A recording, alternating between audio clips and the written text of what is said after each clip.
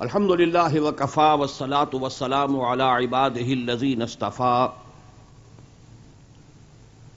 خصوصا علی افضلهم وخاتم النبیین محمد الامین وعلی آلہ وصحبہ اجمعین اما بعد فقد قال اللہ تبارک وتعالی کما ورد فی سورة الصف اعوذ باللہ من الشیطان الرجیم بسم اللہ الرحمن الرحیم یریدون لیطفئوا نور اللہ بافواہہم واللہ متم نورہ ولو کرہ الکافرون هو الذی ارسل رسولہ بالہدی ودین الحق لیظہرہ علی الدین کلہ ولو کرہ المشرکون وقال عز وجل كما ورد في سورة النور وعد الله الذين آمنوا منكم وعملوا الصالحات ليستخلفنهم في الأرض كما استخلف الذين من قبلهم وليمكنن لهم دينهم الذي ارتضى لهم وليبدلنهم من بعد خوفهم أمنا یعبدوننی لا یشرکون بی شیئا ومن کفر بعد ذلک فاولئک هم الفاسقون صدق اللہ العظیم رب اشرح لی صدری ویسر لی امری واحلل عقدۃ من لسانی یفقہوا قولی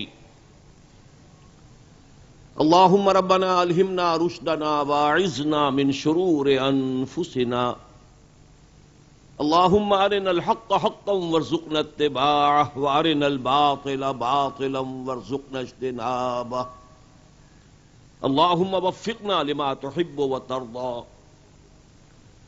اللهم وفقنا نقيم نظام الخلافة في باكستان اولا وفي كل العالم آخرا آمین یا رب العالمین۔ محترم رفقائے تنظیم اسلامی، مہمانان گرامی اور محترم خواتین، آج جمعے کا دن ہے۔ سید الایام حضور صلی اللہ علیہ وسلم کے قول مبارک کے مطابق تھوڑی دیر میں ہم نماز جمعہ ادا کریں گے۔ نماز جمعہ کی جو اہمیت ہے اس کے لیے صرف ایک حدیث کا حوالہ کافی ہوگا۔ من ترک ثلاث جمعات بغیر عذر لیختمن اللہ علی قلبہ۔ جو مسلمان 3 جمعے متواتر بغیر کسی عذر کے ترک کر دے، ایک حدیث میں تہاونن کے الفاظ بھی آئے، کسل کی وجہ سے، سستی کی وجہ سے، بے اعتنائی کی وجہ سے، عدم توجہی کی وجہ سے، عذر شرعی ہے تو اور بات ہے، اللہ تعالیٰ یقیناً اس کے دل پر مہر کر دے۔ اور یہ بدترین سزا ہے جو اس دنیا میں کفار کو دی جاتی ہے۔ ختم اللہ علی قلوبہم وعلی سمعہم وعلی ابصارہم غشاوہ۔ اس جمعے کی نماز کی اصل اہمیت خطبہ جمعہ سے ہے، ورنہ آپ کو معلوم ہے بقیہ 6 ایام میں اس جمعے کا وقت ظہر کا وقت ہے، اور ظہر کی نماز میں 4 رکعتیں ہیں فرض۔ اس نماز میں فرض رکعتیں 2 رہ گئیں، اور غالباً انہی کے قائم مقام ہونے کی وجہ سے 2 خطبے ہیں جو حضور صلی اللہ علیہ وسلم ارشاد فرماتے تھے۔ آپ کے خطبے طویل نہیں ہوتے تھے، مختصر خطبے، ما قل و دل۔ پھر بھی کیا وجہ ہے؟ اور آپ کوئی ضعیف، آپ نے آخری عمر تک بھی کوئی ایسا ضعف نہیں تھا کہ تھوڑے سے خطبے کے بعد تھک جاتے ہو۔ یہ جلسہ استراحت نہیں ہے، کیوں بیٹھتے تھے؟ حدیث موجود ہے حضرت جابر کی مسلم شریف میں، کان للنبی صلی اللہ علیہ وسلم خطبتان یجلس بینہما، حضور صلی اللہ علیہ وسلم کے دو خطبے ہوتے تھے جس کے مابین آپ تشریف فرماتے تھے تھوڑی دیر کے لیے۔ میرے نزدیک اس کا سبب یہی ہے کہ یہ دو فرض رکعتوں کے قائم مقام دو خطبے ہیں، لیکن اس وقت اس حقیقت کی طرف توجہ دلانی ہے، وہ یہ ہے کہ اس خطبے کا مصرف کیا تھا۔ اسی روایت کے الفاظ یہ ہیں، یقرأ آیات من القرآن ویذکر الناس۔ خطبے میں حضور صلی اللہ علیہ وسلم کیا کیا کرتے تھے؟ قرآن حکیم کی آیات پڑھا کرتے تھے اور لوگوں کو یاد دہانی کراتے تھے، تذکیر، یذکر الناس۔ بس اسی کے ساتھ جوڑ لیجئے کہ یہی وجہ ہے کہ جن نمازوں کے ساتھ خطبہ ہے، عیدین کی نماز اور جمعے کی نماز، ان نمازوں میں حضور اکثر و بیشتر پہلی رکعت میں سورۃ الاعلی، دوسری میں سورۃ الغاشیہ۔ کیوں؟ آخر ہر شے کا، اس انتخاب کا کوئی سبب تو ہوگا۔ فعل الحکیم لا یخلو عن الحکمہ، کسی حکیم انسان کا کوئی فعل بھی حکمت سے خالی نہیں ہوتا، تو حضور کا کیا یہ فعل مبارک جو ہے حکمت سے خالی ہو سکتا ہے؟ دونوں میں قدر مشترک یہ ہے کہ تذکیر کا حکم، فذکر فإنما أنت مذکر لست علیہم بمسیطر، فذکر ان نفعت الذکری سیذکر من یخشی۔ اے نبی تذکیر کرتے رہیے، تذکیر کرتے رہیے، تذکیر اور یاد دہانی فرماتے رہیے، آپ کا کام یہی ہے۔ آپ اس سے دل گرفتہ نہ ہو کہ لوگ آپ کی تذکیر سے فائدہ نہیں اٹھا رہے۔ فذکر ان نفعت الذکری سیذکر من یخشی، جس کے دل میں بھی رائی کے دانے کے برابر بھی کوئی خشیت رب ہوگی، وہ آپ کی تذکیر سے فائدہ اٹھا لے گا۔ فذکر انما انت مذکر لست علیہم بمسیطر، آپ تذکیر کیجئے، یاد دہانی کراتے رہیے۔ آپ کا کام صرف یاد دہانی کرانا ہے، آپ ان پر داروغہ بنا کر نہیں بھیجے گئے۔ ابھی میرے عزیز ساتھی جو کہہ رہے تھے کہ ہمارے ساتھیوں نے یہاں محنت کی، کوشش کی، اپنا وقت لگایا، ہماری یہاں کی اس وقت کی حاضری میں مقامی حضرات، واقعہ یہ ہے کہ بہت قلیل تعداد میں اس وقت تشریف لائے ہیں، تو دل پر ایک احساس ہوتا ہے کارکنوں کے، لیکن یہی احساس سوچئے کہ حضور کو ہوتا تھا صلی اللہ علیہ وسلم۔ مکی دور میں 13 برس بیت گئے اللہ کے ایک بندے کو دعوت دیتے ہوئے، دعوت دینے والا محمد صلی اللہ علیہ وسلم، خیر البشر، سید الاولین والآخرین، سید الانبیاء والمرسلین، 13 برس اور بمشکل 150 آدمی آپ کی دعوت کو قبول کرنے والے نکلے۔ 13 برس اور ایک شہر، اور محمد جیسا داعی اور مبلغ صلی اللہ علیہ وسلم، وفداہ امہاتنا و آباؤنا۔ اسی لیے کہا فذکر انما انت مذکر لست علیہم بمسیطر، آپ کو داروغہ تو نہیں ہے، آپ کے اوپر کوئی ذمہ داری تو نہیں ہے۔ آپ سے یہ تو نہیں پوچھا جائے گا کہ انہوں نے کیوں نہیں مانا، یہ نہیں پوچھا جائے گا وہ کیوں نہیں آئے۔ مدنی دور میں تو البتہ جا کر ایسا بھی ہوا ہے، کیونکہ وہاں تو اب مسلمان تھے، جیسے بھی ڈاکٹر عبدالسمیع کہہ رہے تھے کہ ایک تو وہ ہے کہ جو مانتا ہی نہیں، ایک وہ جس نے مان تو لیا لیکن جو ماننے کا نتیجہ نکلنا چاہیے، اب اس پر عمل کرو، اسے آگے پہنچاؤ، اس کا بول بالا کرنے کے لیے سر دھڑکی بازی لگاؤ، ورنہ ماننا چمانی دارد۔ والعصر ان الانسان لفی خسر الا الذین آمنوا وعملوا الصالحات وتواصوا بالحق وتواصوا بالصبر۔ اگر یہ نہیں کرتے ہو تو ماننا نہ ماننا برابر ہے۔ یہی وجہ ہے کہ حضور صلی اللہ علیہ وسلم کا ایک واقعہ یہ بھی آتا ہے، بالمومنین رؤوف الرحیم رحمت للعالمین، لیکن ان کے جذبات کا یہ عالم بھی ہوا ہے کہ آپ نے فرمایا جو لوگ نماز میں حاضر نہیں ہوتے، میرا جی چاہتا ہے کہ اپنی جگہ کسی اور کو امام بنا کر کھڑا کر دوں اور خود جا کر ان کے گھروں میں آگ لگا دوں۔ کون کہہ رہے ہیں یہ؟ محمد الرسول اللہ صلی اللہ علیہ وسلم، رحمت للعالمین، رؤوف الرحیم، رقیق القلب، سراپا رحمت۔ لیکن یہ کہ گھروں میں آگ لگا دوں ان کے سمیت، تو اچھی طرح سمجھ لیجئے کہ اس جمعے کا اصل مقصد تذکیر۔ تو میں صرف آج یہ عرض کر رہا تھا الحمدللہ کہ اگرچہ ہمارے ہاں جب جمعے کی نماز ادا ہوگی تو صرف خطبہ مسنونہ ہی اس وقت پڑھا جائے گا، لیکن دو تقریریں آپ کے سامنے ایسی ہو چکی ہیں جو تذکیر کے اس مقصد کو کما حقہ پورا کر چکی ہیں۔ یاد دہانی کس بات کی کرانی ہے؟ یاد دہانی اللہ کی کرانی ہے، اپنی ذمہ داریوں کی کرانی ہے، شیطان سے بچنے کی کرانی ہے۔ یاد دہانی اسی کی تو ہے۔ پھر یہ کہ جو خطبہ مسنونہ ہے جس سے کہ حضور اپنے ہر خطبے کا آغاز فرماتے تھے، اس کا ترجمہ بھی سنا دیا گیا ہے۔ میرے نزدیک واقعہ یہ ہے کہ جمعے میں اس کی جو اصل اہمیت ہے وہ خطبہ جمعہ سے، اور خطبہ جمعہ کا اصل مقصد ہے تذکیر الناس، تو اس کا مقصد الحمدللہ کہ بتمام و کمال پورا ہو چکا ہے۔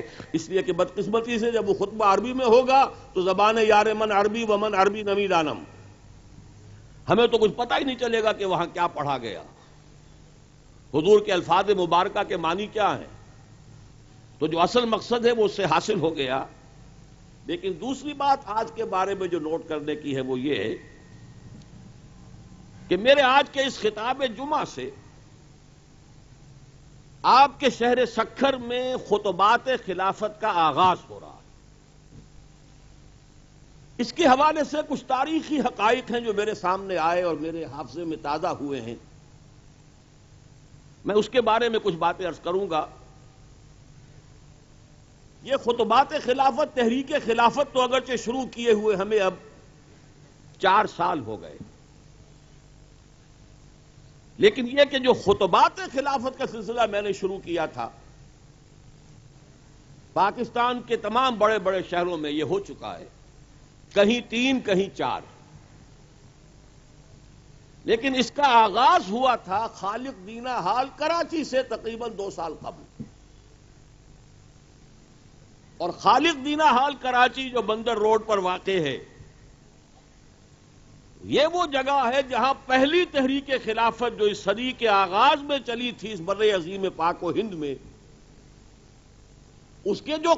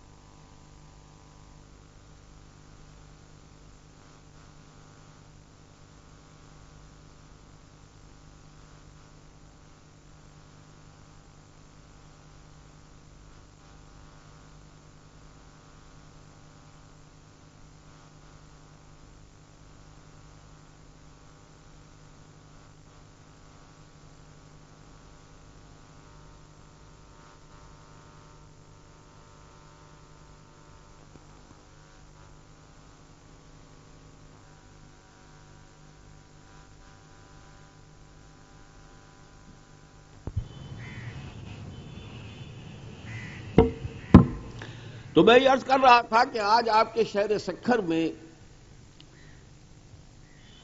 3 خطبات خلافت کے جس سلسلے کی پہلی کڑی کے طور پر یہ خطاب جمعہ ہو رہا ہے، اس کا آغاز ہوا تھا 2 سال قبل کراچی میں، اور کراچی میں خالق دینا ہال میں، جہاں وہ جو تحریک خلافت اس صدی کے آغاز میں چلی تھی۔ میں سمجھتا ہوں کہ یہاں جو حضرات موجود ہیں ان کی اکثریت تو بہرحال واقف ہے، ہو سکتا ہے کچھ حضرات نوجوان ہوں یہاں کے مقامی جو شاید اس سے واقف ہی نہ ہو سرے سے. اتنی تحریک اس صدی میں ہندوستان میں جو دو عظیم تحریکیں چلی، پہلی تحریک خلافت تھی جس سے پورا ہندوستان شمال سے جنوب اور مشرق سے مغرب تک گونج اٹھا،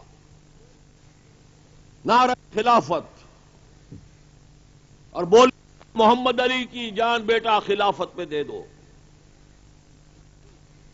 تحریک اتنی عظیم کہ گاندھی کو شریک ہونا پڑا، ہندو شریک ہوئے، اور بہت سے ہندو اسی تحریک کے دوران مسلمان ہو گئے.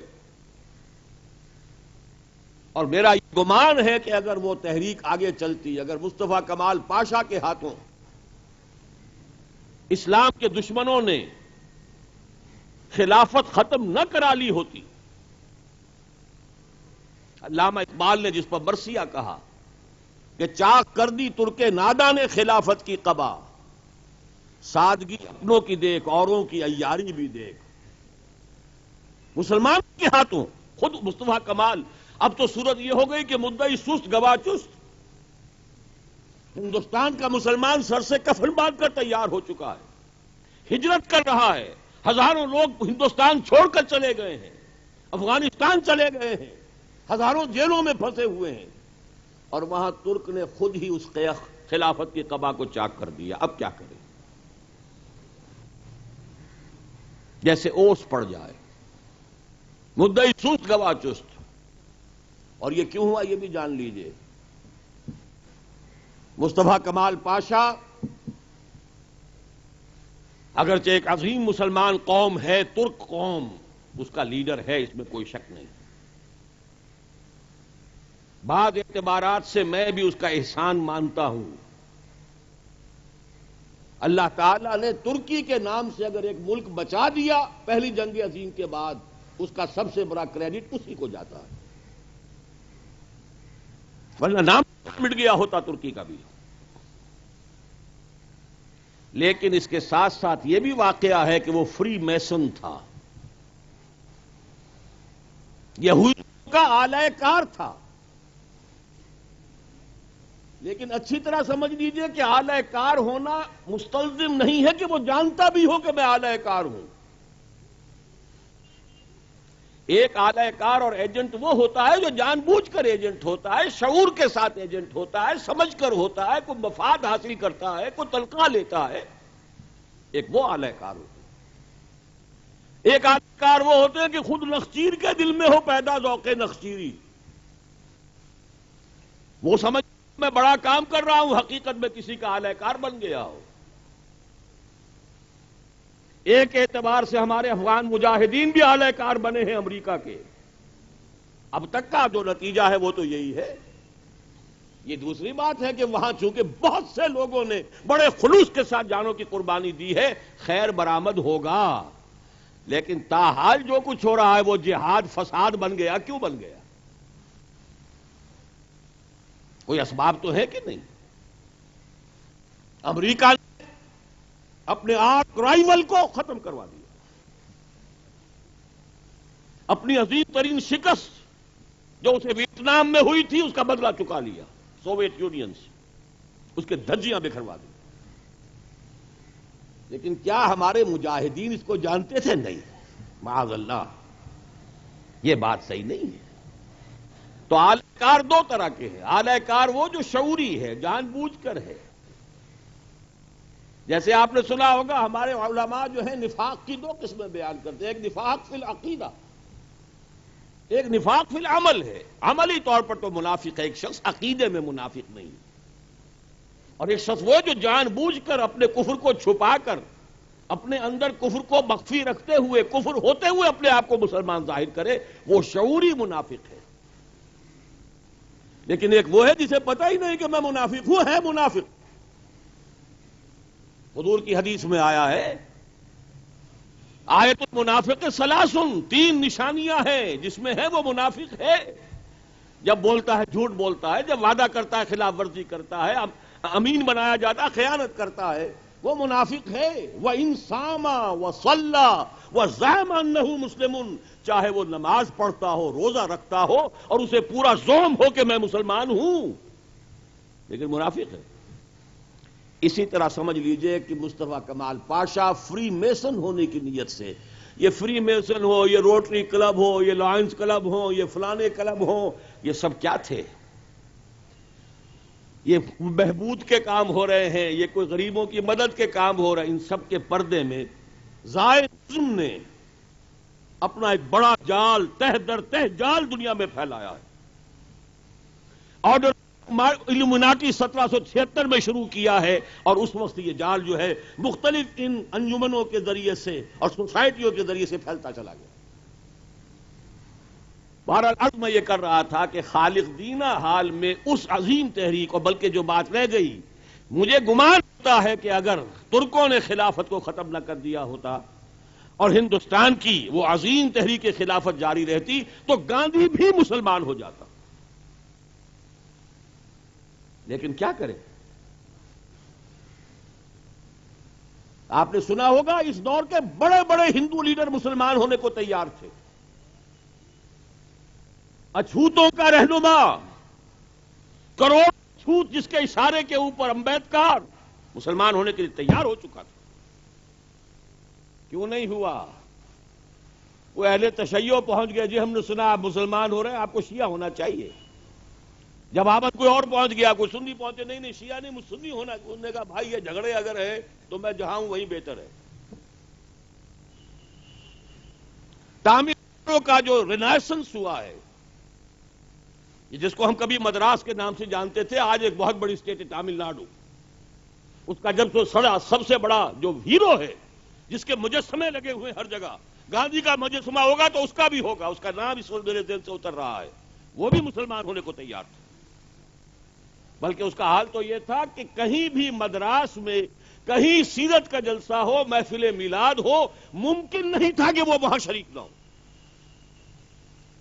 بہرحال تو حقائق وہ ہیں جو بہت سے حضرات کو تو معلوم ہوگا کہ پتہ نہیں کوئی 1000 سال پرانی کوئی پریوں کی داستان ہے، کوئی کہانیاں ہیں، لیکن یہ کہ خالق دینہ حال میں اس تحریک خلافت کے زعماء پر مقدمہ بغاوت چلا تھا۔ اور یہ ساری داستان مجھے کیوں یاد آئی؟ یہ جو شہر سکھر ہے، اس کا ایک ماحول ہے، اس ماحول کا بڑا گہرا تعلق ہے اس تحریک خلافت سے بھی، ریشم مال کی تحریک سے بھی، وہ سارے دیوبند کے ساتھ رشتہ۔ یہ ماحول کا لفظ اس لیے میں استعمال کر رہا ہوں کہ اگرچہ سکھر کا لفظ آپ کو تاریخ میں نہیں ملے گا، لیکن بھرچوڈی شریف کہاں ہے؟ 50 میل مشرق اور کچھ تھوڑے سے شمال کی جانب۔ اسی طریقے سے امروٹ کہاں ہے؟ اس کے ذرا مخالف سمت میں، سکھر کے مغرب یا جنوب کی طرف۔ پھر اس سلسلے کے جو مراکز قائم ہوئے، خالجی شریف، باہج شریف، یہ کہاں ہے؟ اب تو صرف ایک چراغ اس سلسلے کا جلتا ہوا بیر شریف میں نظر آتا ہے، مولانا عبد الکریم، بیر شریف والے مولانا عبد الکریم قریشی مدظلہ۔ یہ جو ماحول میں آج کہہ رہا ہوں، بار بار لفظ لا رہا ہوں، ماحول کیوں لا رہا ہوں وہ بھی سمجھ لیجئے۔ یہ لفظ قرآن میں آیا ہے، سبحان الذی اسریٰ بعبدہ لیلا من المسجد الحرام الی المسجد الاقصی الذی بارکنا حولہ۔ بڑی بابرکت ہے وہ ہستی جو راتوں رات اپنے بندے کو لے گئی مسجد حرام سے مسجد اقصی تک، جس کے ماحول کو اللہ نے بابرکت بنایا ہے۔ بارکنا حولہ لنریہ من آیاتنا انہ هو السمیع البصیر۔ اس جگہ کا بڑا گہرا رشتہ رہا ہے، یاد دلانے کی ضرورت ہے۔ پھر یہ کہ یہ نقطہ اتصال بنا ہے سندھی مسلمانوں، پنجابی مسلمانوں اور یو پی کے مسلمانوں کا۔ بھرچوڈی شریف میں 1887 میں عبید سندھی مسلمان ہوئے ہیں حافظ محمد صدیق صاحب بھرچوڑی شریف والوں کے ہاتھ پر رحمت اللہ علیہ 1887. ساتھ ہی نوٹ کر لیجئے 1877 سن پیدائش ہے علامہ اقبال کا اور 1888 سن پیدائش ہے ابوالکلام آزاد کا. یہاں کر اسلام قبول کیا. پھر ظاہر بات ہے کہ یہیں سے مشورہ ملا ہوگا کہ جاؤ دیوبند. 60 سال تک دیوبند میں تعلیم کی مکمل کر کے پھر حاضر ہوئے. 2 دن پہلے حضرت مولانا حافظ صدیق رحمت اللہ علیہ کا انتقال ہو گیا. لیکن وہاں ملاقات ہو گئی حضرت مولانا تاج محمود صاحب امروٹ شریف والوں سے. وہاں 7 برس جا کر مقیم رہے ہیں امروٹ شریف. اب رشتہ جڑ گیا. یہ پنجابی سکھ ان کے اہل بھی یہاں آ گئے. ان کی والدہ کو بھی بلا لیا تھا حضرت امروٹی نے. پھر ان کے شاگرد تھے مولانا احمد علی. انہوں نے تعارف کرایا اس علاقے کا حضرت شیخ الہند سے. 2 مرتبہ حضرت شیخ الہند امروٹ شریف آئے. ذرا نوٹ کیجئے. ریشمی رومال کا قائد، حریت کا مجاہد، اور جو میرا تجزیہ ہے اگر آپ نے پڑھی ہو میری کتاب جماعت شیخ الہند اور تنظیم اسلامی، میں تو اپنا رشتہ سلسلہ نسب انہی سے جوڑتا ہوں مانوی. چلیے سلسلے کی اس کاروان کی گرد راہ صحیح، کوئی پرواہ نہیں، نسبت تو صحیح ہے. اب میں پہلا شخص ہوں جس نے یہ کہا ہے ڈنکے کی چوٹ کہ 14 صدی ہجری کے مجدد اعظم حضرت شیخ الہند تھے رحمت اللہ علیہ. جب میں نے پہلی مرتبہ یہ بات کہی ہے مولانا حامد میاں رحمت اللہ علیہ سے چونک گئے. مولانا مدنی رحمت اللہ علیہ کے خلیفہ مجاز تھے مولانا سید حامد میاں.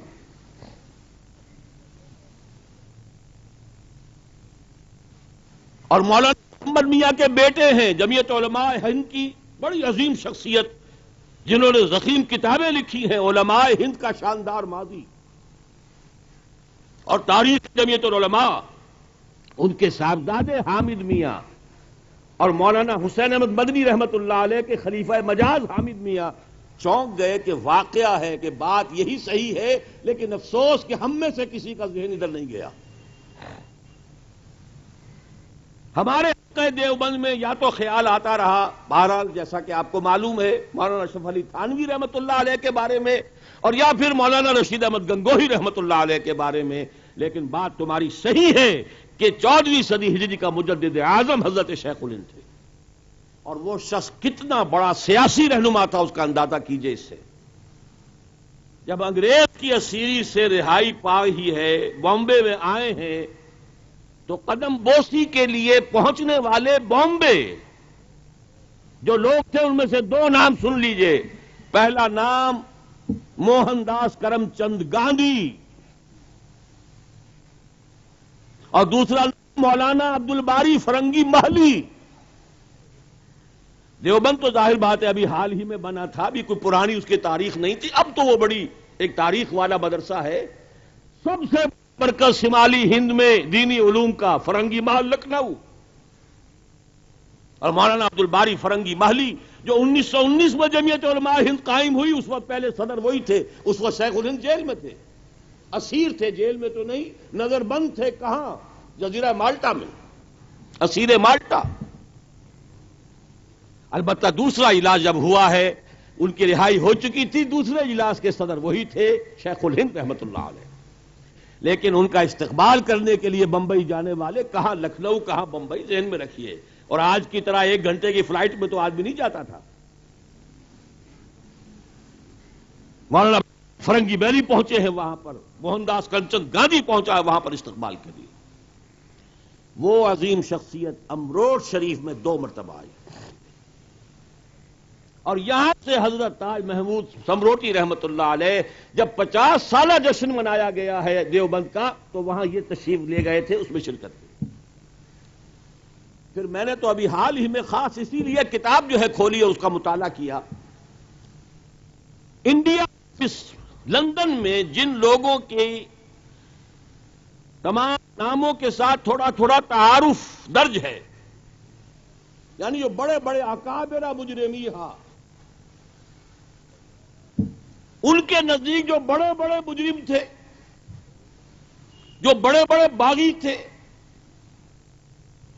وہ کوئی 150-200 افراد کی انہوں نے لسٹ دے رکھی ہے انڈیا آفس۔ اب وہ سارا کا سارا ریکارڈ کھل گیا۔ میری بھی ایک رشتے کے ماموں اس میں شریک تھے، مولوی انیس احمد۔ ان کے بعد کچھ لوگوں نے مشہور کر دیا تھا کہ وہ تو شاید انگریز کے ایجنٹ تھے، لیکن یہ کہ وہ انگریز کے ریکارڈ سے جو کچھ معلوم ہوا وہ اس کے بالکل برعکس ہے۔ اس میں کتنے سندھیوں کے نام ہے، میں حیران رہ گیا۔ شیخ ابراہیم آف سندھ، مولانا محمد صادق کھڈے والوں کے بھتیجے، اسد اللہ شاہ پیر سندھی امروڑ سے، جیو داس ہندو مسلمان ہوا عبدالحق کے نام سے، بھگوان داس ہندو حیدرآباد کا مسلمان ہوا عبد الرحیم شیخ کے نام سے، فتح محمد سندھی جنہیں خلیفہ محمد نے مشرف اسلام کیا، محمد حسن خیاط وہ بھی درزی تھا حیدرآباد سندھ کا اور وہ بھی مسلمان ہوا، ڈاکٹر حاجی شاہ بخش سندھی، اور یہ کہ تاج محمود امروٹی اور ان کے جو بھی ان کے سارا سلسلہ تھا، وہ تو گویا کہ اکابر مجرمیہا، اس پوری تحریک کے اندر اس کے بڑے بڑے مجرم کا لفظ انگریز کے حوالے سے استعمال کر رہا ہوں، اس کے بڑے بڑے مجرموں کے اندر شامل تھے۔ یہ ساری بات آج اس لیے کہی ہے، آج اس شہر میں ہم خلافت کی اذان دینے کے لیے حاضر ہوئے ہیں۔ حالات بدل چکے ہیں۔ خلافت کو جو بھی خلافت تھی، نومینل تھی، بیمار تھی، ضعیف تھی، بے اثر تھی، جو بھی خلافت تھی،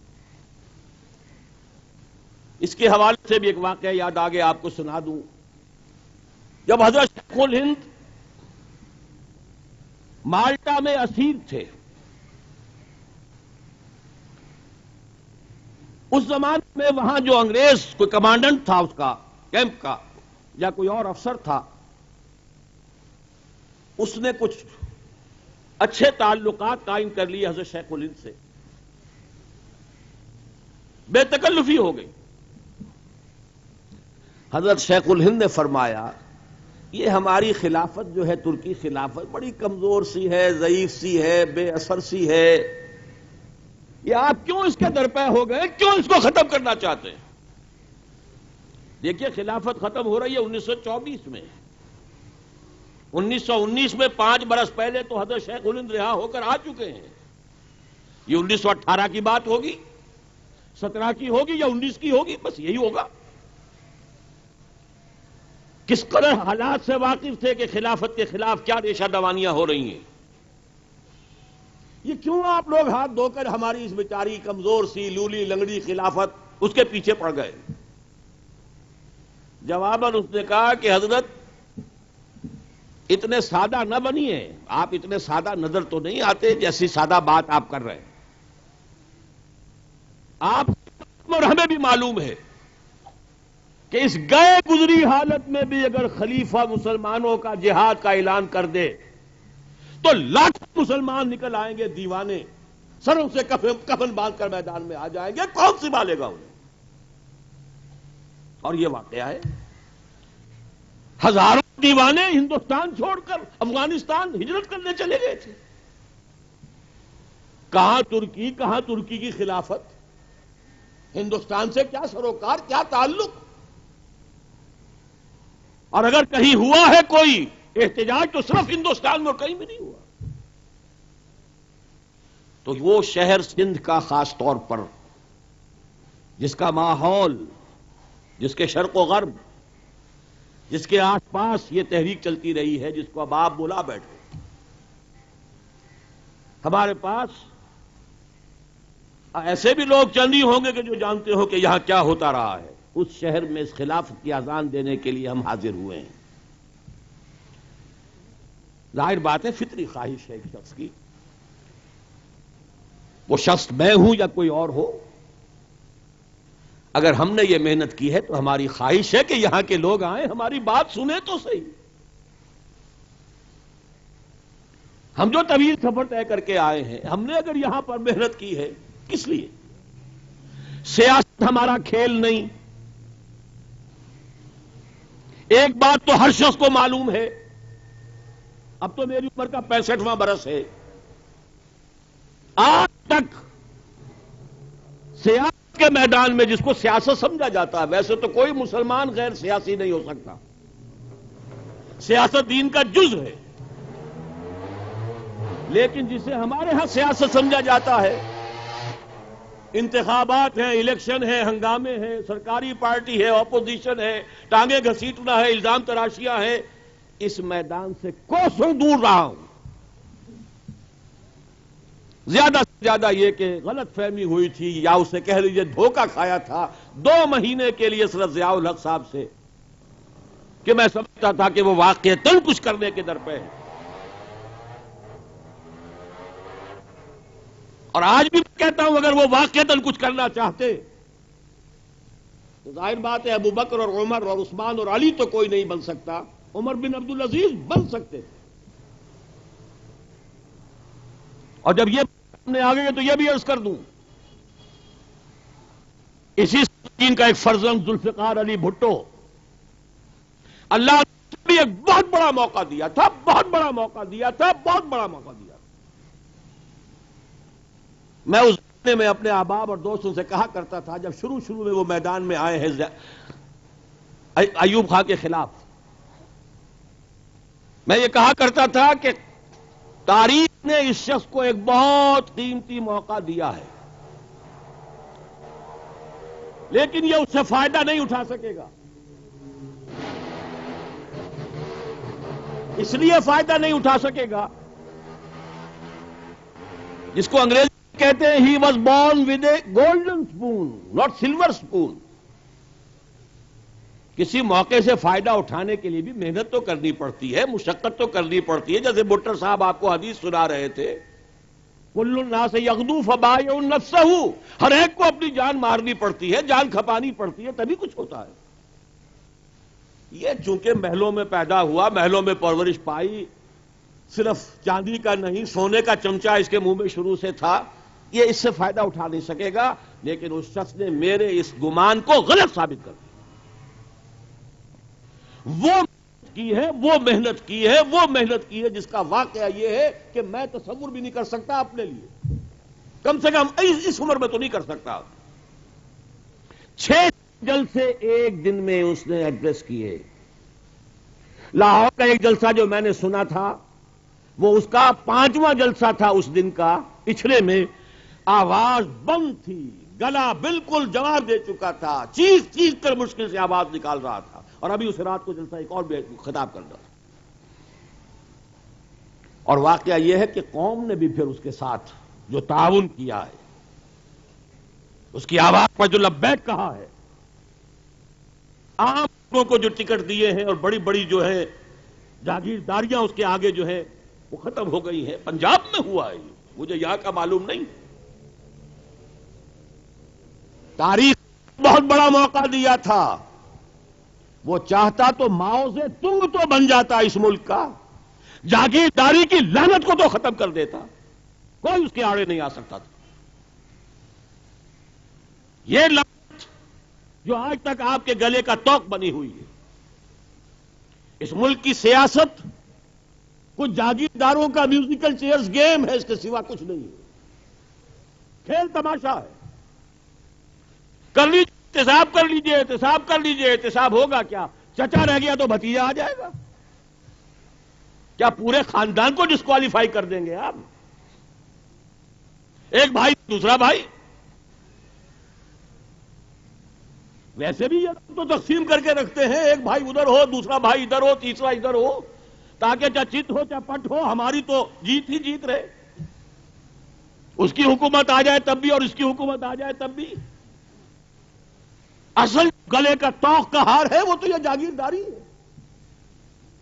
بھٹو کو موقع دیا تھا اللہ تعالیٰ نے، وہ ماؤ تنگ بن جاتا جس نے ایک افیمی قوم کو وہ ایسے مقام پر پہنچا دیا کہ آج نیو ورلڈ آرڈر کے لیے سب سے زیادہ لوہے کا سخت چنا جو ثابت ہو رہا ہے وہ صرف اب ایک ہی ملک تو رہ گیا اور وہ چائنا ہے. افیمی قوم کہاں سے کہاں پہنچ گئی. میٹرک کے زمانے میں نظم پڑھی تھی، بڑے لوگ کون ہوتے ہیں؟ They build nations pillars deep and lift them to the sky. کسی قوم کی تعمیر کے لیے اس کے ستونوں کی بنیادیں گہری قائم کرتے ہیں اور پھر تعمیر کر کے اسے آسمان تک پہنچا دیتے ہیں. آخر ماؤ تنگ نے پہنچایا ہے، کوئی شک نہیں. بھٹو تنگ بن سکتا تھا، نہیں بن سکا. بدقسمتی، بد نصیبی، ایک کام کر لیتا، خود جاگیرداری کے خول سے باہر آ جاتا. لیکن یہ آسان کام نہیں. ضیاء کو میں جب گنوا تھا کہ دو عظیم تحریکیں بر عظیم میں چلی ہیں، تحریک خلافت اور پھر تحریک پاکستان، میں تین کہنا چاہتا تھا لیکن پھر رک گیا. تیسری تحریک تو صرف اس مغربی پاکستان میں چلی ہے نا، اس لیے میں اس میں شمار نہیں کرتا، ورنہ نظام مصطفیٰ کی تحریک اپنے جوش و خروش کے اعتبار سے، اپنی انٹینسٹی کے اعتبار سے ان سے کم نہیں تھی. وسعت بہت کم تھی. تحریک خلافت پورے ہندوستان کی، تحریک پاکستان پورے ہندوستان کی، اور تحریک نظام مصطفیٰ صرف مغربی پاکستان کی. لیکن واقعہ یہ ہے کہ اس نے جو جوش و خروش پیدا کر دیا تھا، اگر اللہ کا بندہ تدریج کے چکر میں نہ پڑتا، اگر اپنے آپ ہی کو نہ سمجھ لیتا میں ہی مسیح موعود ہوں، میں ہوگا تو سب کچھ ٹھیک ہوگا اور میں نہیں رہا تو کوئی ٹھیک نہیں رہے گا، یہ جو مغالطے ہوتے ہیں، میگالومینیا جسے کہا جاتا ہے، اس کے حوالے سے محروم رہ گیا، خالی ہاتھ گیا. بلکہ واقعہ یہ ہے کہ اسلام کے کاز کو اس ملک میں نقصان پہنچا کر گیا. بہرحال اس وقت میں یہ چاہتا ہوں کہ اس شہر سکھر میں جو اذان ہم دینا چاہتے ہیں، خلافت کی اذان، میں نے اس وقت کی اپنی تقریر شام کے لیے ملتوی کر لی ہے، اس لیے کہ یہ تین خطبات پہلے خطبے سے اس کا سلسلہ شروع ہونے والا ہے. اگر صرف شام کو لوگ آئے تو ظاہر بات ہے جن کے سامنے آغاز نہیں آئے گا، جن کے سامنے بات نہیں آئے گی شروع سے، وہ میری پوری بات میں شریک نہیں ہوں گے تو نہیں سمجھ پائیں گے. لیکن میں خاص طور پر اس وقت جو بات کہنا چاہتا ہوں، جتنے مقامی حضرات یہاں آئے ہیں، اب وہ فرض منصبی سمجھے. ہماری جو افرادی قوت تھی ہم استعمال کر چکے، ہمارے پاس اگر کوئی مالی ذرائع تھے ہم استعمال کر چکے. البتہ یہ مجھے محسوس ہو رہا تھا کہ ایک غلطی ہم سے ہوئی ہے. ہر شخص کے اصل میں اپنے اپنے کچھ معمولات اور مزاج ہوتے ہیں. اب ظاہر ہے خلافت کی بات اس سے زیادہ دلچسپی ہوگی مذہبی طبقے کو، اور جو کی نماز کا معاملہ ایسا ہوتا ہے کہ ہر ایک کا اپنا اپنا مقام، اپنی اپنی جگہ، علماء کی ذمہ داریاں، انہوں نے خطابت، امامت کے فرائض سر انجام دینے ہیں. اس شاید ہمیں یہاں کے معاملے میں کچھ تھوڑی سی ترمیم کرنی چاہیے. بہرحال جو حضرات بھی یہاں آ گئے ہیں، میں اس وقت صرف ان سے ہی عرض کر رہا ہوں، آج شام تک کا وقت اب خالص کر لیجئے اس کام کے لیے. اپنے دوستوں سے ملاقات کیجئے، اپنے آپ سے ملاقات کیجئے، لوگوں کو دعوت دیجئے، شام کو پر آ کر شریک ہو اس جلسے کے اندر. نبی جو مجھے اس وقت دینی تھی اسی وقت دوں گا. قرآن اس کے حوالے سے صرف چند باتیں اس وقت عرض کروں گا، باقی خلافت اس پر پوری گفتگو انشاءاللہ شام ہی کو ہوگی۔ اور شام کے معاملے میں بھی ہم نے ایک ترمیم کر لی ہے، اللہ کا شکر ہے وہ بر وقت ترمیم ہو گئی۔ طے کیا تھا کہ مغرب کے بعد ہم اپنا جلسہ شروع کر لیں گے 6 بجے۔ میں نے کیا اپنے ساتھیوں سے 7 بجے اذانیں شروع ہو جائیں گی، پھر یہ کہ فرض کیجئے ہم صرف کسی ایک اذان کے لیے رک بھی جائیں، پھر نماز ہوگی، لوگ نماز پڑھ رہے ہیں اور ہماری آواز گونج رہی ہو، ٹھیک نہیں ہے۔ تو مغرب سے عشاء تک جیسے میرے 2 ساتھیوں نے تقریر کی ہے اس وقت، اور یہ میں اس لیے آپ کو دعوت دے رہا ہوں اس میں بھی شرکت کریں ضرور، اس لیے کہ ایک بات بہت پھیلا دی گئی ہے، بہت عام کر دی گئی ہے، یہ 1 مین شو ہے ڈاکٹر اسرار کا، ان کے ساتھ کوئی نہیں۔ بلا تشبیہ عرض کر رہا ہوں، بلا تشبیہ بلا تشبیہ بلا تشبیہ سے نسبت خاک را بعالم پاک۔ آپ کو واقعہ یاد ہوگا جب حضور کے صاحبزادے کا انتقال ہوا ہے، ابھی مکے ہی جو صاحبزادے اللہ نے عطا کیے تھے، ایک تو مدینے میں حضرت ابراہیم کی ولادت ہے، وہ بہت بات کی بات ہے، ایک ہی بیٹا ابو لہب دوڑا ہوا گیا بشارت دینے کے لیے، لوگوں خوش ہو جاؤ خوش ہو جاؤ، محمد کا بیٹا مر گیا، وہ ابتر ہو گیا۔ ابتر کہتے ہیں اس کو جس کی دم کٹی ہوئی ہو، جس کے پیچھے کوئی نہ ہو۔ محمد فوت ہوگا، اس کا نام لیوا کون ہوگا؟ کون اس کو پہچانے گا؟ اس کا بیٹا ہی کوئی نہیں، ایک بیٹا کو بھی مر گیا۔ اس پر وہ سورت نازل ہوئی، انا اعطیناک الکوثر فصل لربک وانحر ان شانئک هو الابتر۔ ابتر محمد نہیں ہے صلی اللہ علیہ وسلم، ابتر آپ کے دشمن ہوں گے۔ ابو جہل کا نام لیوا کوئی نہیں رہے گا، ابو لہب کا نام لیوا کوئی نہیں رہے گا۔ محمد کے نام لیوا تو اربوں ہوں گے، ان کے مانوی فرزند۔ ہم سب اولاد ہیں محمد الرسول اللہ صلی اللہ علیہ وسلم کی۔ اور پھر کہ اسی انداز میں عرض کر رہا ہوں کہ یہ بھی ہوتا ہے جن لوگوں کو کسی وجہ سے قد ہے، کسی وجہ سے مخالفت ہے، کہ 1 مین شو ہے، ایک آدمی ہے اور تو کوئی ہے ہی نہیں۔ الحمدللہ کہ میں نے پچھلے 20 برس میں ایک ٹیم تیار کی ہے اللہ کے فضل و کرم سے۔ 2 کی تقریر کے سامنے آئی ہیں، 2 اور آج آپ شام کو سنیے۔ مغرب کے مابین آدھے گھنٹے کی 2 تقریریں میرے ساتھیوں کی ہوں گی، اور ہم کوشش کریں گے ان میں سے ایک سندھی میں ہو۔ عشاء کے بعد 8 بجے پھر میری تقریر ہوگی۔ اب اس کے لیے ذرا کمر کس کے آئیے، اس لیے کہ چونکہ مجھے پھر آج اپنی 2 تقریروں کا خلاصہ سمونا ہوگا ایک تقریر کے اندر۔ نبی خلافت قرآن اور حدیث کے ذریعے سے جو خوشخبری میں ملی ہیں، اس لیے کہ بہت ہی مایوس کن حالات ہیں، بہت مایوس کن حالات ہیں، بہت مایوس کن حالات ہیں۔ ان حالات میں کوئی کہے کہ پوری دنیا میں اللہ کا دین کا بول بالا ہوگا، تو سب سے پہلے تو آدمی کو خیال ہوتا ہے کوئی توازن اس کا ٹھیک ہے کہ نہیں، کہاں کی باتیں کر رہا ہے، کسی سنا ہے یا یہ کوئی خواب دیکھا ہے؟ ہر چیز یا بے خواب، وہ خواب جو بیداری میں دیکھا اقبال نے، آپ کبیر تیرے کنارے کوئی دیکھ رہا ہے کسی اور زمانے کے خواب، پردہ چہرہ افکار سے لا نہ سکے گا فرنگ میری نباہوں کی تاب۔ عام آدمی کے لیے تو ناقابل قیاس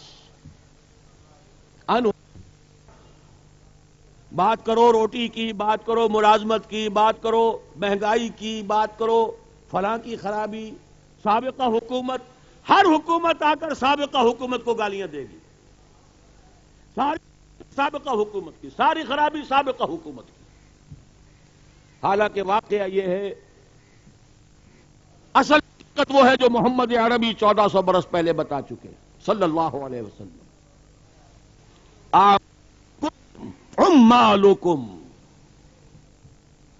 تمہارے اپنے مال تم پر حاکم ہو جاتے ہیں۔ ہم یہ سمجھ بیٹھتے ہیں عوام تو بہت اچھے ہیں، بہت نیک ہیں، بہت مخلص ہیں، بہت سچے ہیں، بڑے دیانتدار ہیں۔ اگر ایماندار اور دیانتدار اور مخلص اور سچے عوام ہوتے تو اللہ ظالم نہیں ہے کہ بے ایمانوں کو اور جھوٹوں کو اور وعدہ خلافوں کو اور خائنوں کو ہمارے اوپر حاکم بنا دیتا۔ یہ تو ظلم ہے۔ میں تو اپنے بندوں پر ظالم نہیں ہوں، ظلم کرنے والا نہیں ہوں۔ آپکم عمالکم، تمہارے تم پر عامل حاکم بن جاتے ہیں۔ دوسری حدیث میں فرمایا کما تکونون کذالک یؤمر علیکم، جیسے تم خود ہوگے ویسے ہی تمہارے اوپر عمرا اور حاکم مسلط ہو جائے۔ تو واقع یہ ہے اس صورتحال میں تبدیلی اگر شروع ہوگی تو فرد سے شروع ہوگی، افراد بدلیں گے۔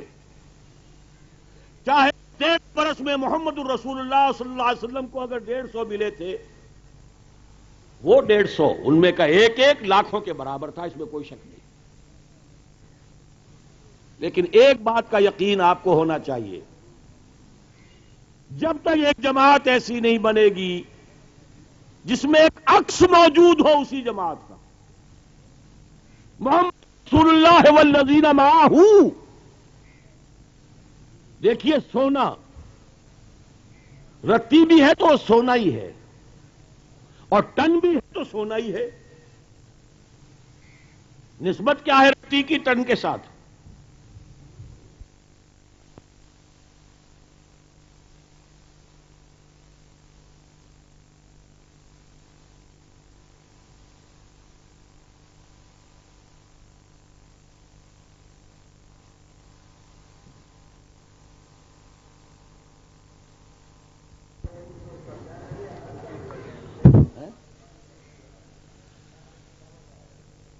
جب تک ہم ایک ایسی جماعت بنانے میں تیار نہ ہو جائے، کامیاب نہ ہو جائے تیار کرنے میں، جس کی نسبت اسی کے ساتھ ہو، چاہے تناسب جو ہے وہ ایک رتی اور ایک ٹن کا ہو، نوعیت وہی ہو، رنگ وہی ہو۔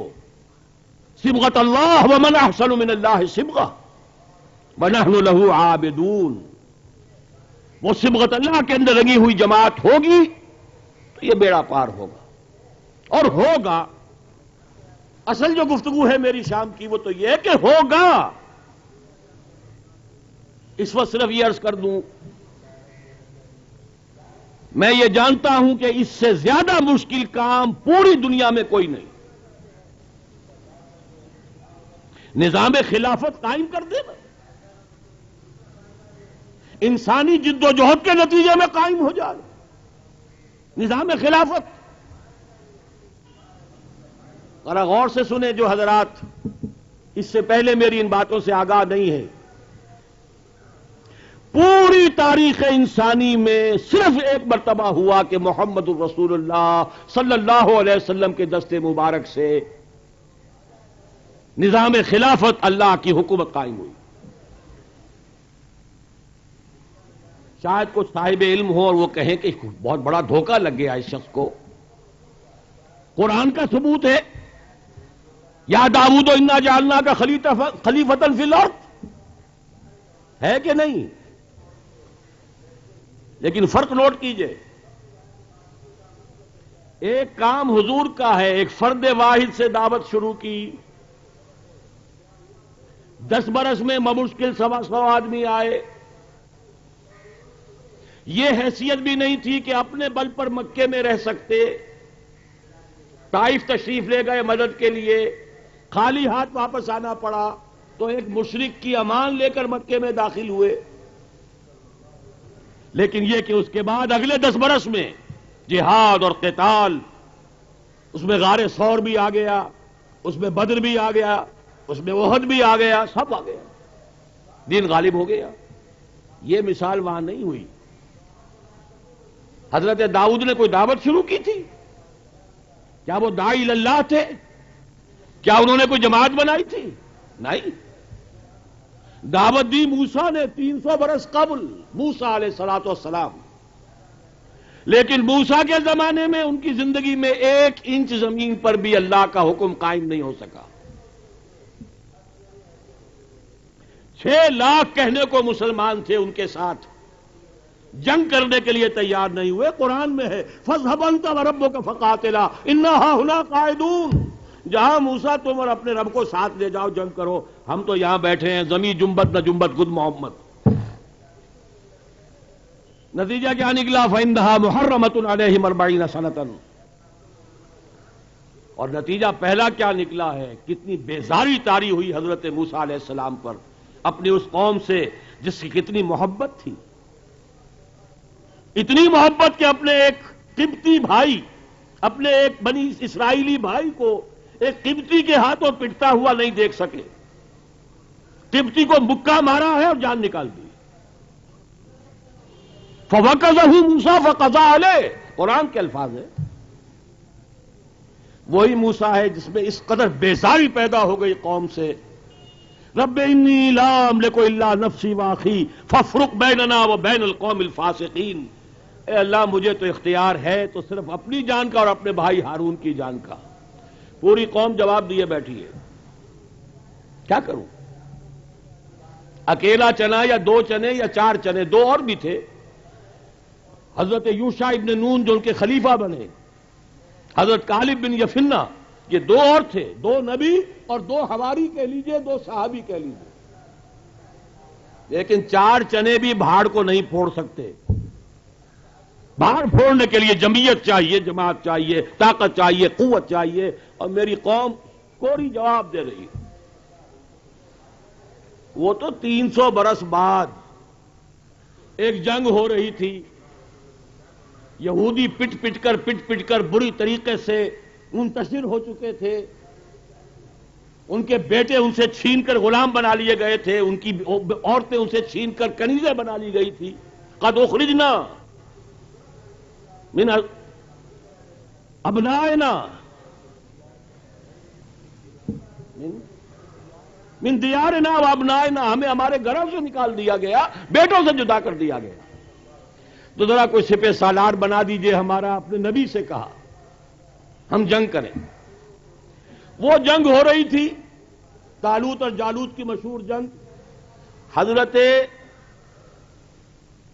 داؤد علیہ الصلوۃ والسلام نہ نبی نہ کوئی ولی اللہ، کچھ بھی نہیں، گڈریے، گوپیا ہتھیار واحد. وہ گڈریے تھے. گوپیے کے ذریعے سے اگر ان کی بھیڑوں بکریوں پر کوئی بھیڑیا آ کر حملہ کرے، کوئی اور ہو، اس گوپیے سے مارتے تھے. اور کو ہتھیار بھی ابھی کوئی نہیں تھا. وہ آئے ہیں، دیکھا ہے کہ جالوت غرق آہن کھڑا ہے، پورا جسم اس کا لوہے سے ڈھکا ہوا، بختر بند. صرف آنکھوں کے 2 سوراخ تو ہیں نا آخر، وہ تو کھلے ہیں. اور وہ للکار رہا ہے. پورے لشکر میں سے کوئی مقابلے میں آنے کی ہمت نہیں کر رہا. وہ آئے، کیا مسئلہ ہے یہ؟ بتایا گیا اچھا اس نامختون کی خبر میں لیتا ہوں. یہ اسرائیلیوں کے نزدیک سب سے بڑی گالی تھی جس کی ختنہ نہیں ہوئی، کیونکہ حضرت ابراہیم علیہ السلام کی سنت ہے ختنہ. تو نامختون، جیسے پٹھانوں کے ہاں بے غیرت سے بڑی گالی پٹھان کیا کوئی نہیں ہے، اسی طرح نامختون.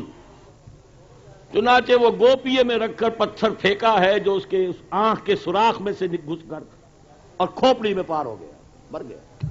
لہذا بادشاہ بن گئے. اللہ نے پھر نبوت بھی دے دی. اس طرح حکومت قائم ہونا اور بات ہے. یہ تو معجزے سے ہو گئی. ہم عام اصطلاح میں کہیں گے کہ اتفاقاً ہو گئی. کوئی حضرت داؤد نے جماعت نہیں بنائی، تربیت نہیں کی، منظم نہیں کیا، کچھ بھی نہیں. یہ کام صرف ایک مرتبہ ہوا ہے پوری تاریخ انسانی میں. فرد واحد دعوت دے، جو لبیک کہیں انہیں جمع کرے، ان کی تربیت کرے، انہیں جیسے کہ رسیوں کو بٹ کر بڑا رسہ بنایا جاتا ہے، کوڑا بنائے اور پھر کوڑا دے مارے باطل کے اوپر، اور اس کی رہنمائی جیسے مکے کی گلیوں میں تبلیغ کرتے ہوئے رہنمائی فرما رہے تھے محمد رسول اللہ، ایسے ہی بدر اور احد اور حنین کے اندر سپہ سالاری کی شکل میں رہنمائی کرے. کوئی ایگزامپل نہیں. تو واقعہ یہ ہے کہ کبھی میں نہ مانتا کہ دوبارہ ہو سکتا ہے جبکہ نبوت ختم ہو چکی، لیکن خبر دی ہے اللہ نے بھی اور اس کے رسول نے بھی، دوبارہ ایسا ہونا ہے. عالمی سطح پر خلافت کا نظام قائم ہونا ہے. اور میں آپ سے عرض کر رہا ہوں، میرے قریبی رفقا واقف ہیں، اس میں مجھے ہرگز کوئی شک نہیں، کوئی شبہ نہیں. میں اپنے نزدیک سمجھتا ہوں جسے شک ہو، اگر مجھے شک ہو تو مجھ میں ایمان نہیں ہے. اتنی بڑی بات میں نہیں کہتا، جسے شک ہو اس کے پاس ایمان نہیں ہے، کسی اور کے بارے میں نہیں، اپنے بارے میں کہوں گا. اس لیے کہ قرآن مجید کو پڑھتے پڑھاتے پوری زندگی گزاری ہے. قرآن کا ایک ظاہر بھی ہے، ایک باطن بھی ہے. قرآن کے ظاہر کو بھی پڑھا ہے، کچھ اللہ تعالیٰ نے جتنی توفیق دی ہے اس کے باطن میں بھی غوطہ اندازی کی ہے، غوطہ زنی کی ہے. اور یہ علامہ اقبال کا شعر ہے، قرآن میں ہو غوطہ زن اے مرد مسلمان. یہ بھی انہی کا شعر ہے. مثل حق پنہا ہم پیداستو زندہ و پائندہ و گویاستو. جیسے اللہ کی ذات ہے، ظاہر بھی ہے باطن بھی ہے، هو الاول والآخر والظاہر والباطن، ایسے ہی قرآن مجید کا وہ ظاہر بھی ہے باطن بھی ہے. باطن قرآن میں یہ لکھا ہوا ہے کہ قیامت سے قبل پوری دنیا پر اللہ کے دین کا غلبہ ہو کر رہے گا. باطن قرآن میں لکھا ہوا ہے. اور قرآن میں جو چیز چھپی ہوئی ہو اس کی تبیین، اس کی وضاحت فرض منصبی ہے محمد الرسول اللہ صلی اللہ علیہ وسلم کا. انزلنا الیک الکتاب، اے نبی ہم نے آپ کی طرف یہ کتاب اتاری، لتبین للناس ما نزل الیہم، تاکہ واضح کریں لوگوں پر جو کچھ کہ ان کی طرف، ان کے رب کی طرف سے نازل کیا گیا. جو ظاہر ہے وہ تو خود ہی ظاہر ہے، اس کی تبیین کی ضرورت نہیں ہے. کچھ چھپا ہوا ہے کہیں، کوئی مکنون ہے، کوئی چھپی ہوئی شے ہے، کوئی اس کا باطن ہے، جس کو واضح کرنا اور بیان کرنا فرض منصبی ہے محمد الرسول اللہ صلی اللہ علیہ وسلم کا. تو اس کے اعتبار سے انشاءاللہ شام کو گفتگو شروع ہوگی. قرآن کا باطن کیا ہے، حضور کی تصریحات کیا ہے، پھر اس کے حوالے سے وہ خلافت اصل میں کیا ہے، آج سے 1400 برس قبل کیا تھی، آج اگر آئے گی تو کیا ہوگی، اور پھر کل شام کو انشاءاللہ العزیز کیسے قائم ہوگی، جو اصل مسئلہ ہے. آج کا مسئلہ علمی ہے، کل کا مسئلہ عملی ہے. اور پھر پرسوں جو ہے ہم نے صبح سیشن رکھا ہے اتوار کو کہ اگر میری ان تقاریر سے متعلق سوالات ہوں لکھ کر لے کر آئیں تو ان کے میں جوابات دوں، تاکہ جو چیزیں میری کوتاہی بیان کی وجہ سے منجلک رہ گئی ہوں، مبہم رہ گئی ہوں، غیر واضح ہوں، انہیں واضح کر دوں مزید. تو نوٹ کر لیجئے چند اعلانات. ابھی اذان اول ہوگی، اس کے 10 منٹ کے بعد، تاکہ جنہیں سنتیں پڑھنی ہیں وہ سنتیں پڑھیں گے، جنہیں وضو کرنا ہو ان کو وضو کا وقت بھی ملنا چاہیے. ابھی مت اٹھیے، میری پوری بات سن کر اٹھے. 10 منٹ کے بعد اذان ثانی اور خطبہ ہوگا، نماز پڑھی جائے گی، جمعے کی نماز ادا کریں گے یہیں. پھر کھانے کا اہتمام کیا ہے. سب حضرات جو بھی یہاں آئے ہیں چل کر ہمارے مہمان ہیں، جو بھی ماحضر ہے پیش کر دیا جائے گا. وہ سامنے یہ جو سڑک کے پار جو ہماری رہائش گاہ ہے، ہمارے جو رفقا باہر سے آئے ہوئے ہیں، اندرون سندھ سے، کراچی سے، کچھ آئے ہیں کوئٹے سے، بلوچستان سے، اور کچھ یہ ہے کہ ہم نے اسی اجتماع میں اپنا حصہ شامل کیا ہے پنجاب کا جنوبی حصہ جو سرائے کی حصہ ہے، تو میونسپل اسٹیڈیم کے اندر جو ہے انشاءاللہ وہاں پر آپ دیکھیں گے کہ ہماری وہ اقامت گاہیں ہیں، ہمارے ساتھی وہاں ٹھہرے ہوئے ہیں، وہیں پر کام کا بندوبست ہے۔ شام کے بارے میں عرض کر چکا ہوں، مغرب کے بعد ہمارے دو رفقا کی تقاریر ہوں گی، ایک سندھی میں ایک اردو میں، اور پھر 8 بجے عشاء کی نماز کے بعد میں آپ کے سامنے نوید خلافت از روئے قرآن، جو میں نے کہا باطن قرآن میں ہے، ظاہر میں نہیں ہے، اور از روئے حدیث جو اسی قرآن کے باطن کی تبیین کی ہے محمد الرسول اللہ صلی اللہ علیہ وسلم، اور پھر یہ کہ خلافت سے متعلق جو علمی مسائل ہیں ان کے اوپر گفتگو ہوگی، اور کل پھر خلافت سے متعلق جو عملی مسئلہ ہے میرا اور آپ کا کیسے قائم کریں اس پر گفتگو ہوگی۔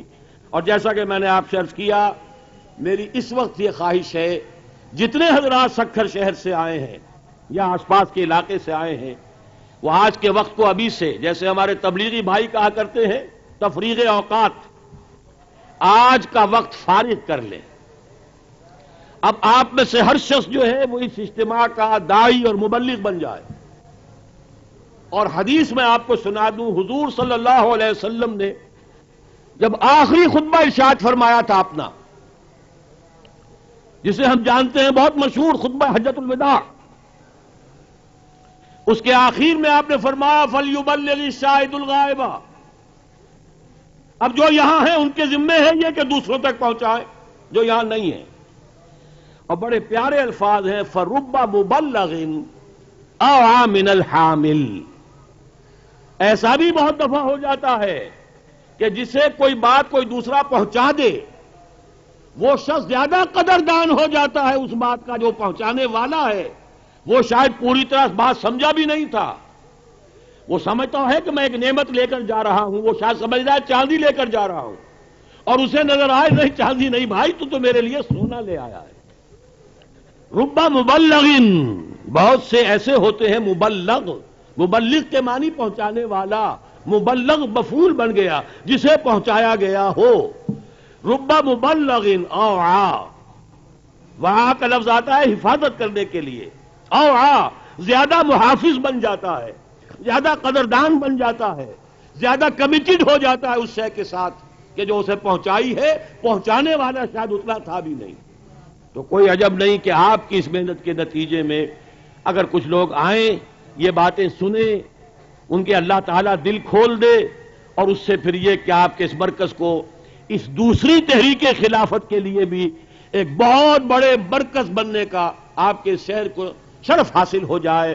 اقول قولی ھذا واستغفر اللہ لی ولکم ولسائر المسلمین والمسلمات۔ قبلے کا رخ میرے بائیں جانب ہے، تو اس بنا پر آپ سے گزارش ہے کہ بائیں جانب رخ کر کے صفحے بنا لیں، اور صفحے ابھی سے سیدھی کر لیں تاکہ بعد میں